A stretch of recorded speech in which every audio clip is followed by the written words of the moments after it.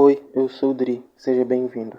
Nesse resumo a gente vai ver a continuação da luta contra o Elgard e já nesse resumo a talvez resolução dela. Teve todo o plot da Murasame, a espada capaz de cortar maldições e também uma preparação para a luta do Rosval que eu tô louco pra ver. Mas antes do resumo começar, não esquece de deixar o like aí no vídeo e de se inscrever no canal para não perder os próximos vídeos. O Elgard tem essa maldição desde que ele consegue se lembrar, mas ele não se considerava infeliz. Ele sabia que existiam pessoas cegas e pessoas que perderam uma parte do corpo. Ele via a própria situação do mesmo jeito, mas a maldição ainda era um empecilho, então ele só aceitou que a vida dele acabaria no momento em que a cerimônia imperial começasse. Ele só aceitou a derrota e se desapegou da vida, até o momento em que conheceu a Iris. Ali foi onde aconteceu o pior erro da vida dele. Ele decidiu viver. A maldição dos espinhos era algo que forçava o Elgard à solitude, mas o Haribel teve um pensamento. Qual seria a condição para uma maldição como essa alcançar a sua maior efetividade? A resposta foi bem simples. O contrário de solitude poderia ser o amor, como o amor do Elgard pela Iris. O Haribel percebeu que em certo momento a maldição tinha deixado de funcionar nele. Isso aconteceu depois de o Elgard perceber que o Haribel era um meio-lobo. Perceber que o Haribel era membro de uma raça que o Elgard odiava do fundo da alma. Voltando para o momento presente, o Haribel se inclina para frente e desvia de um corte da Murasame. Algumas casas atrás do Haribel foram partidas em dois, então tomar um golpe dessa espada seria a morte certa. O Haribel fez 3 clones e parte para cima. O Elgard levanta a mão direita com a espada Yang e cria uma cortina de fogo no caminho dos 3 Haribel, impedindo a passagem.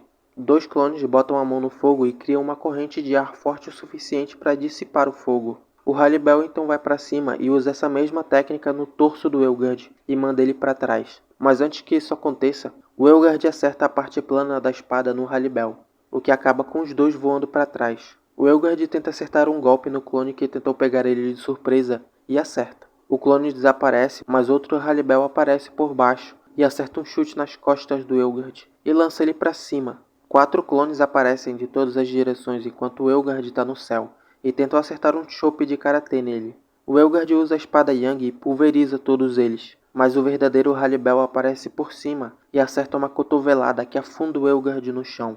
É aqui que o Elgard decide que vai lutar com todo o poder dele. Ele pula da cratera que se formou pelo impacto do corpo dele com o chão, e com a espada Yang na mão direita, ele tenta acertar o golpe. O Haribel intercepta o golpe segurando o braço do Elgard, porque obviamente se ele tocar na espada do Elgard, ele vai se fuder. Nessa hora o Elgard estava só com a espada Yang na mão, a Murasame estava na cratera. O Elgard decidiu que seria melhor assim, porque usar uma espada a mais não ia ajudar tanto, já que ele não está acostumado a lutar com 2 espadas. Foi isso que ele quis dizer com lutar com todo o meu poder. Enquanto um segurava o Elgard, outros 3 Haribel atacaram ele. Um tentou uma palmada, outro tentou um chute, e o último arrancou um pedaço do chão que estava pegando fogo por causa da espada Yang e atirou no Elgard. Mas nenhum golpe acertou. A espada que estava na mão direita do Elgard sumiu e reapareceu na mão esquerda dele. E todos os 3 Haribel foram queimados, mas só 2 sumiram, porque o terceiro Haribel, o que jogou o pedregulho pegando fogo, era o verdadeiro. O Elgard desde pequeno era solitário ao extremo. Ele nem tinha um guarda pessoal, então desde pequeno ele teve que aprender a se defender. A habilidade como espadachim dele ficou tão boa, que mesmo se ele não tivesse a maldição dos espinhos, ele ainda seria capaz de dizimar os generais divinos da época dele. Mas por conta da maldição, as lutas pro Elgard eram mais como execuções do que uma disputa de poder, já que a maldição impediu o alvo de se mexer por causa da dor. A mesma coisa aconteceu com os generais divinos que ele matou. 2 coisas que foram descritas pela narração como o destino sendo distorcido aconteceram na vida do Elgard. A primeira foi o Elgard ter ficado mais forte. Por causa da maldição, ele não tinha um guarda, então teve que aprender a lutar. A maldição, que era para ser uma fraqueza, se tornou a razão para ele se tornar o imperador mais forte da história. E agora, durante a luta, ele enfrentava alguém que não era afetado pela maldição, forçando o Elgard a ter uma disputa de poder com alguém pela primeira vez na vida. Ironicamente, o Elgard tenta acertar um golpe na diagonal, mas o Haribel desvia e some de vista. Pela primeira vez o Elgard estava usando todo o poder dele e ele estava adorando. O braço esquerdo do Elgard estava esticado para frente. O Haribel aproveita e arranca o braço dele. A espada Yang ressurge no intacto braço direito do Elgard. Ele tenta um corte na horizontal, mas o Haribel desvia para baixo e acerta um golpe que cria um buraco do tamanho de um punho no quadril do Elgard. Ele tenta acertar o Haribel que estava na frente dele, mas um clone aparece do lado e segura o golpe do Elgard. Os dois acertam um chute no peito um do outro e voam para trás. O Haribel faz mais clones e parte para cima. O Elgard sente o perigo se aproximar e consegue acertar o punho da espada dele na lateral do Haribel. Quando o Elgard percebe que quebrou as costelas do Haribel, ele conjura o fogo da espada Yang e o Haribel voa na direção das construções. Apesar de estar animado, o Elgard decide que é melhor encerrar a luta e voltar para o lado da Iris. Ele ergue o braço direito e do nada o braço dele cai no chão, do ombro para baixo. O Elgard tinha perdido o braço e mais ainda, o braço não se regenerava. O Haribel levanta e diz que finalmente encontrou o ponto fraco.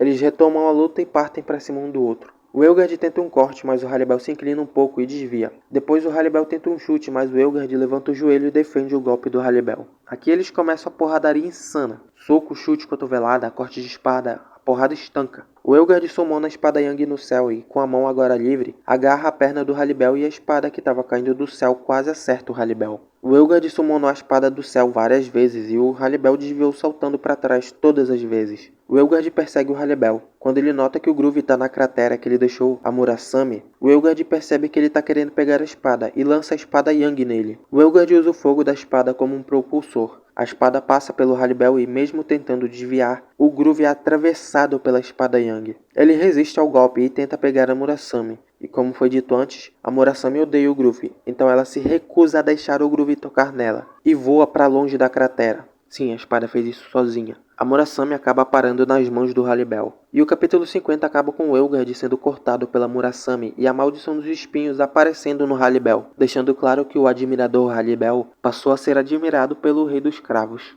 O capítulo 51 começa com um adendo sobre a estratégia do Subaru sendo feita pela narração. O plano dele era de que todos os membros da equipe de infiltração atacassem de maneira coordenada, e sem que um interfira na batalha do outro. Mas tinha um ponto que mesmo o Subaru de agora não podia controlar, não importa o quanto ele volte no tempo, que é o quanto o pessoal que ficou em Garkla poderia aguentar. Isso poderia ser considerado o ponto principal dessa guerra. Não se a equipe de infiltração ia vencer, mas o quanto a equipe de Garkla poderia aguentar. O tempo que eles conseguiriam aguentar as tropas zumbis seria o tempo limite que a equipe do Subaru teria para invadir a capital, desfazer a magia da Sphinx e derrotar ela. A gente começa a acompanhar o POV do Julius, que está em Garkla. Pensando nessa situação e como ela é complicada, ele entende como essa situação realmente é um Tennonzan, que é um termo que faz referência a uma montanha no Japão que foi lugar bem decisivo de várias batalhas. Daí surgiu um ditado, tão decisivo quanto o Tennonzan. É um ditado que o Julius aprendeu com o Subaru. O Julius estava em cima da muralha de Garkla. Ele olha para baixo e vê vários zumbis cravando as armas deles na muralha, para tentar escalar e invadir a cidade por cima. O Julius desce e encara os zumbis. Ele começa a cortar os zumbis que estavam subindo, e chama o Aro, o espírito do vento que ele tem. O Aro cria uma ventania que tira as armas que estavam presas na muralha.